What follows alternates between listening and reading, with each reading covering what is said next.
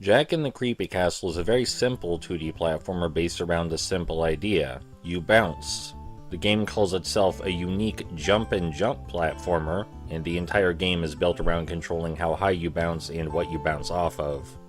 You control your bounce exactly through the use of two powers. You can lessen gravity to bounce higher, or increase gravity to fall like a rock and bounce, well, less.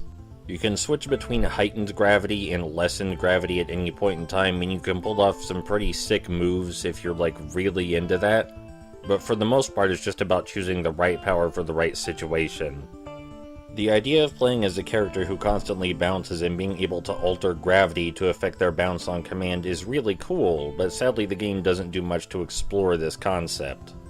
This is largely due to the fact that the enemy types are kind of uninspired. And for that matter, so is the level design.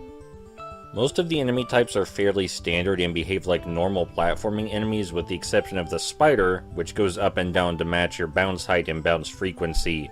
Most of the other enemies simply run back and forth lazily, chase you directly, or throw the standard projectile. The level design doesn't fare much better. There are a lot of spikes and one-hit kill slicey weapons, but it's simply about memorizing where they are, and then getting over them is almost no challenge. There's not anything horrible about this game, and it's not bad by any means, and it has quite a novel concept, but there's a reason that indie games don't survive on novel concepts alone anymore. The game world doesn't feel like it was built for your bouncy character. I'm convinced you could substitute Jak here for a completely normal platforming protagonist and the game would be largely unchanged, if a little bit harder. The few situations the Hazard used to bounce creatively can be counted on one hand, and they're all toward the end of the game.